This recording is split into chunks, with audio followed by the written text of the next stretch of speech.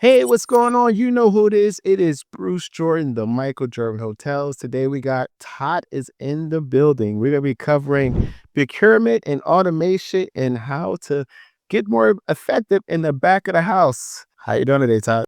Nah, I am so happy to be here, sitting here with you. I heard so much about you. Thank you so much. Thank you so much. Oh, it's my pleasure. Well, my first question, how did you get started in this amazing business? It's actually really interesting. I was a young child in the 70s. I'm dating myself a little bit, but my family took me on a trip to Disney World when Disney actually first opened. Oh, wow. And I remember staying at the Polynesian Village, Mhm. which was honestly one of their first hotels that they built. And I walked in there and I saw all the flowing waterfalls and the costuming of the employees and wild birds, etc. The Hawaiian dancers with the music. And I'm like, this is unbelievable. How in the world do they put this together?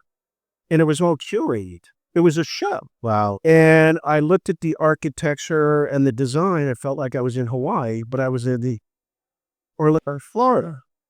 And that's when I fell in love with the business. I'm like, this is really interesting. Let me go through childhood first and see what happens afterwards. And then I ended up getting in the business because I loved my first experience, my first real experience at a resort in Disney World. Wow. And I talk about Disney all the time because the Disney effect has massive impact on our population in America. Yeah, I just took my son there like a couple of weeks ago. It's an amazing place. So tell us about back of the house operations. What can we do to make things more efficient? It's all driven by technology today. If you remember when the room attendant would go to clean a room, they used to have a clipboard, Yeah, black and white, computerized piece of paper where it said vacant, dirty, occupied, vacant, clean, occupied, clean, etc. Marriott still has that. No comment. But technology has evolved so much where now our real attendants, get their room assignments through their cell phones. Mm, So it's real live data, it's real live information, and they're getting the next room that is up, whether it's vacant, the guest requests it. So there's no more boards. That speeds up productivity because the room attendant knows exactly where to go at any given time. The next thing we use is what we call hotel effectiveness. love hotel effectiveness. Love them. And it keeps track of all our data from a payroll and cost per occupied room perspective. And it tells you when you're approaching overtime for that individual or for the entire department. It tells you how much time you're spending in an occupied room versus a vacant, dirty room. And through those measures, we're able to create our live forecasting Nice. from a productivity standpoint, cost per occupied room, and payroll per occupied room or vacant room for that matter. Wow. Wow. What are some of the things that you utilize the most when it comes to hotel effectiveness? Yeah, I'll say Because they I also don't have use tip it every reporting. day, but my team uses it every day, and my VPs are on top of it every single day because it's live information. Mm-hmm. So when they see hotels approaching, let's just call it code yellow or code red, That's right. That's right. right? There's an immediate reaction to say, okay, what's going on? Did we miss something from a scheduling standpoint? Did we miss something from a forecast standpoint? Let's get back online. Let's figure it out. But it shows us, again, it's live data that shows us, okay, there's either a good scenario or, you're approaching the red zone, which is overtime. When it comes to automation, especially like procurement and purchasing, what are like the top three things that work for you guys? Well, I'm going to say we just hired Rico almost 8 months ago, and I think it was a great decision for us. I will tell you, Rico's a young company, We're not. and there's growing pains.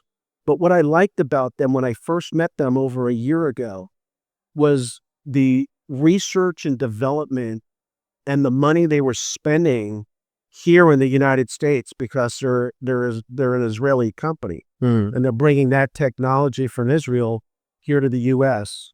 And if it works in Israel, that's going to work here. It's just a little bit different. And I think as we talk to them and have what we call team building calls on a weekly or biweekly basis and tell them what we love about Rico and what we need to continue to work on, not just for us, but for other hotel companies, I think that's important. But to answer your question a little bit more directly, the technology and the ease of inventory from a beverage standpoint or a food and beverage standpoint, not doing the old manual counting of how many cases are in the walk-in or the refrigerator or the freezer, but holding something up and telling you how much liquor's in the bottle, right? Without measuring.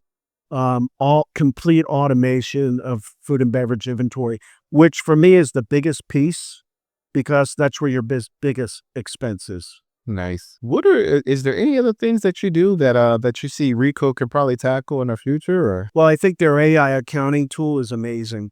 We're in love with it. We just got to straighten out the other small pieces to it. It's going to happen. It will take a little bit of time. yeah, But I'm patient because I know they are a disruptor to our industry. And they are going to grow very, very quickly on their platform here. There's no question about it. And that's why I love them. I mean, they're the differentiator in our business. There's been no one like them. You know, it's not Avendra, it's not Hilton Supply Management. that's right. Right? This is really big. With all of these procurement companies and the U.S. Foods, the Cisco's, who would have thought that? Why do you think they didn't think of it first? Like, you know what I mean? I know we needed it. I think, first of all, Cisco's not a technology company. They're a food company. Correct. And they're thinking about trying to find the best products in food, right? Whether it's, beef, chicken, fish, vegetables, whatever it may be. That's what their focus is on, is trying to find kind of the different levels of beef, because there are different layers. Correct. But there's a budget for everybody, right? Hampton Inn, they buy this cut. The Ritz-Carlton is going to buy this cut. So that's what they're focused on. I think Cisco and some of these other companies have done a good job where you can actually order online and see it live and see the pricing live. That's important. But I always tell people, stick to what you're really good at. That's right. Let the technology people focus on what they are good at and their R&D. Yeah, like messing up our food credit. But Todd, how can everybody get in touch with you? So it's pretty simple. My email is TFELSEN. That's Felsen at OTHhotels.com. Pretty simple. And thank you for joining us for another episode. This is Bruce Jordan of Michael Jordan Hotels signing out.